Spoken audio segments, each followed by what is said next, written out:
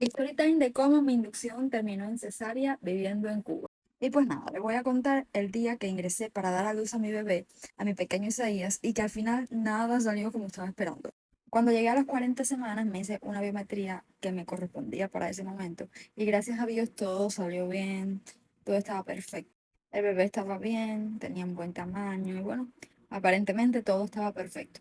Cuando fui a ver al especialista me dijo que si llegaba a las 40 semanas con un 5 y aún no había dado a luz, pues que debía de ir a ingresarme para que entonces ellos decidieran cuándo me iban a pasar por el proceso de inducción. Y bueno, llegó la semana 40 con 5 y Isaías estaba en mi panza ahí muy contento, muy feliz, él no quería salir, él estaba muy contento viviendo ahí.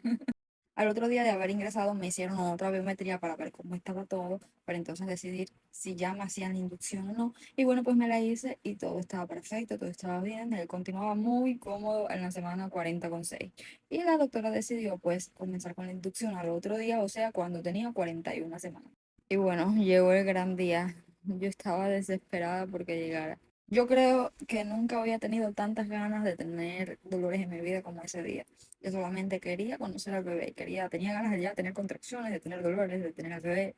Me imagino que si tú has dado a luz, sabes lo que es ese sentimiento.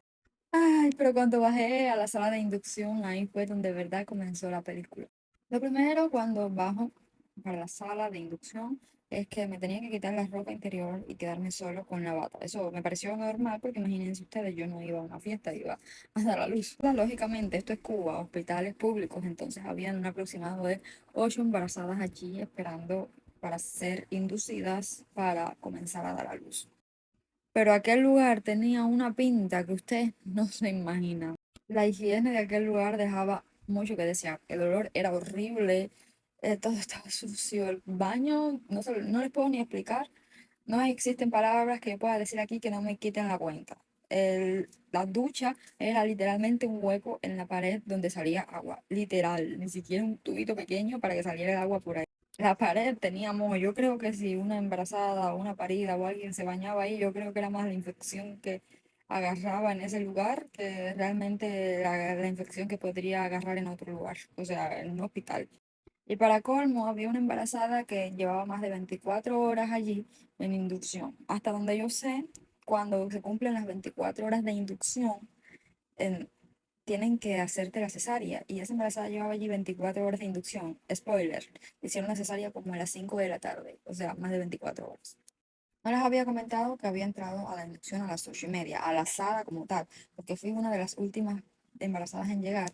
Y bueno, antes de comenzar te ponían un CTG, te ponían un equipo que te ponen en la pancita para sentir los latidos del corazón del bebé, escuchar a ver cómo está todo, si todo está bien, si todo está normal, porque te iban a poner un medicamento fuerte que es la oxitocina para poder inducir el parto, entonces necesitaban asesorarse de eso y eso demoraba por cada embarazada como 30 minutos ver eso y luego te ponían la oxitocina. O sea, yo era como la embarazada número 7 que estaba allí, así que tuve que esperar que una por una le pusieran el CTG a cada una de ellas y luego me la pusieran a mí. Para las 12 del mediodía, pues me pusieron el CTG a mí, a las 12:35 comenzó mi inducción. Cabe recalcar que como ya habían puesto el CTG a las demás embarazadas, ya hacía aproximadamente como 3 o 4 horas, pues me había tocado ver como ya ellas tenían contracciones, dolores, incluso unas de ellas ya había ido a dar a luz, o sea que eso era algo que yo las veía y tenía una envidia del dolor que ellas estaban sintiendo, que aquello era terrible.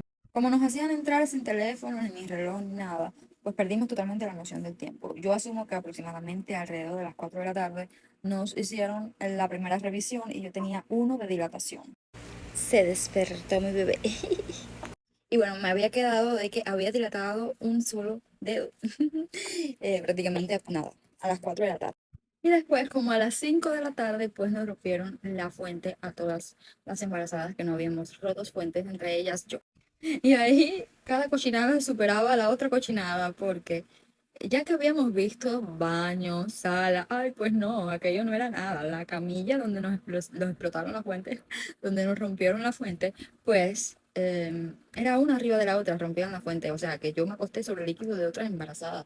Solamente cambiaban como una, solamente cambiaban como una lona que tenían ellos allí O sea, que ponían donde uno ponía, y ustedes saben, las nalguitas de uno, pues solamente cambiaban eso. Pero lo que era la espalda y todo aquello estaba lleno de líquidos, que uno incluso hasta resbalaba y corría el riesgo de caerse. Eso es sin decirles que las sillas donde teníamos que esperar en la sala tenían un cojín que era de esponja, pero que estaba roto porque estaba medio que forrado con una lona, un material de estos que resbala todo, ¿sabes? Que es fácil de limpiar. Pero ya estaba roto y tenía la esponja por dentro llena, llena, llena, literal, de líquidos de las demás embarazadas. No solamente las que estaban allí conmigo, sino las que habían pasado anterior y anterior y anterior y anteriormente. Y bueno, cuando uno comienza con los dolores de parto, familia, ¿qué va a hacer uno? Se le olvida por dónde pasaron esos cojines y uno se pone a a hacer cuclillas, a pujar, a caminar a sentarse ahí en esa cochinada. Uno ya no sabe qué hacer, uno pierde ya lo que está haciendo, la noción de lo que está haciendo y se enfoca en tener a tu bebé. Bueno, después que me rompieron una fuente, pues fue ahí donde comenzaron los dolorcitos de verdad, porque antes que eso yo no tenía ninguna gota de dolor. em, las demás ya estaban rabiando y yo no tenía nada. Pero ahí sí comencé a sentir que las caderas se me abrían, que ya, ya ustedes saben, ¿no? Todo, bueno, ustedes saben, ¿no? Porque a lo mejor hay personas que me ven que no han parido, pero bueno, todo el dolor de parto pues comenzó de verdad.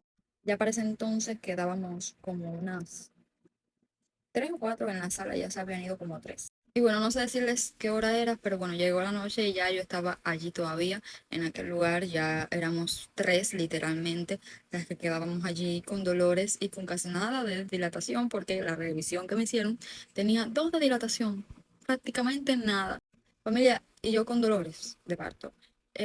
Yo creo que nunca en la vida yo había orado tanto en mi vida como ese día. Yo oraba, yo lloraba, yo le pedía al Señor, por favor, Dios, sácame de aquí, que yo pueda ya, que esto avance, que esto yo pueda conocer al bebé, que el bebé ya yo sentía que el bebé estaba sufriendo porque ya no tenía, ya los líquidos los estaba botando y no había ni rastro de mi parto. De hecho, ya por la cabeza me había pasado de que iba a ser una inducción fallida porque yo veía que ya llevaba casi 12 horas y que eso no avanzaba para nada.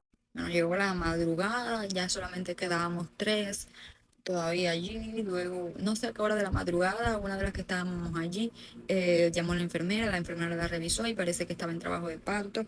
Y pues ya como aproximadamente 3 4 de la mañana nos hicieron revisión, yo estaba en 3 de dilatación nada más.